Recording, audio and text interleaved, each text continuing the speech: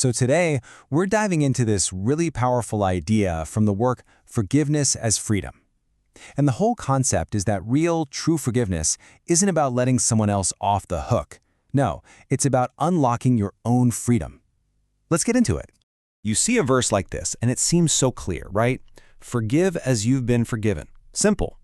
But, the actual journey of forgiveness, it often starts with this heavy weight that we don't even realize we're carrying around. And here's the thing, a lot of the time, that heavy burden, it has absolutely nothing to do with forgiving other people. The hardest, most stubborn act of forgiveness is usually the one we have to give to ourselves. Unforgiveness, it's like this silent thief. It sneaks in and just steals your peace, your joy, even your health, all while operating in the background of your life. And to really get what that feels like, we're going to look at a personal story that just illustrates this struggle so powerfully. So this is Rhoda, and her story, well, it really helps us see exactly how the roots of unforgiveness can dig in and just take hold. For Rhoda, it all started when she was just a kid. At only 7 years old, her father just left. And that one single event created this crack in her foundation, this really deep, painful wound that would end up shaping everything that came after. And out of that childhood pain, a lie started to grow. Rhoda began to believe that if she'd just been better, more lovable, maybe he would have stayed. And that lie, I am not enough, it followed her right into adulthood and it poisoned her relationships. So you can see her burden became incredibly complex. On the surface, yeah, there was rage. Rage at her father and, later, a fiancé who also abandoned her. But underneath all of that was something much deeper. She blamed herself. And even deeper than that, she was angry with God for letting it all happen in the first place. Okay, so before we could even talk about a path forward, we have to get absolutely clear on what we're aiming for. So let's just tackle some of the biggest myths about what forgiveness really is. The biggest myth out there is that forgiving someone means you're saying what they did was okay, or that you're just pretending it didn't hurt. That's not it. Not at all. The truth is, forgiveness is an act of rebellion against the pain.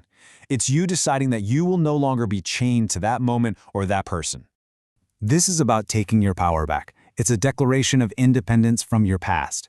You're not trying to erase history, you're just refusing to let it write your future.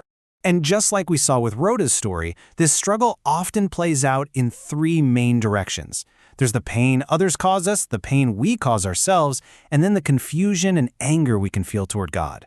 Let's look at these three mirrors of pain. Now, when it comes to forgiving ourselves, this is so important to understand the difference between guilt and shame. Guilt says, I did something wrong. It's about an action, and it can actually be useful. It can push us to make things right. But shame is toxic. Shame says, I am wrong. It attacks who you are at your core, and that's a burden you were never meant to carry. And then there's this one. And honestly, this can be the hardest one to even admit to ourselves. We feel like we're not allowed to be angry with God. But what if that unspoken anger is just turning into bitterness deep inside you? And here's the thing, God can handle your honesty. I mean, the Bible is filled with people like Job and David literally crying out in anger and confusion, and God never pushed them away. He actually embraced them. The real danger isn't being angry, it's letting that anger fester in silence. That's when it turns toxic. Okay, we need to pause here for a second, because this next point is absolutely critical. It's a distinction that is vital for your emotional and sometimes even your physical safety. Forgiveness and reconciliation are not the same thing. Let me say that again. They are not the same. Forgiveness, that's an internal act. It happens in your heart between you and God, and its one and only purpose is to set you free. Reconciliation, on the other hand, is external. It involves the other person. It requires change on their part, and it is not always possible, and it is definitely not always safe. So here's the takeaway. You can 100% forgive someone and still choose not to have them in your life. Setting healthy boundaries is biblical. The source gives this really powerful example of a man named Eric who was abused as a child.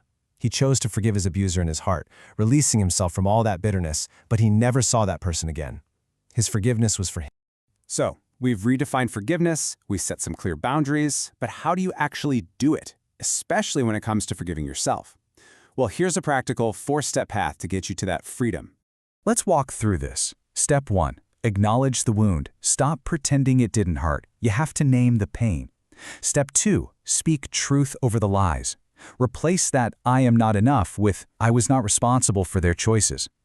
Step 3. Extend some grace to your past self. You did the best you could with what you knew at the time. And finally, step 4. Receive the forgiveness that's already being offered to you. If God forgives you, who are you to hold it back from yourself? So as we wrap this up, I want to leave you with these questions from the source material. Just take a moment, think about them. Who are you still holding on to? Have you been as kind to yourself as God is? And is there any unacknowledged anger that's blocking your path to freedom? Maybe the first step is just saying this one sentence. It's a prayer. It's a declaration. It's a choice. And it might just be the beginning of you walking out of that prison of the past and into the freedom you are always meant to have.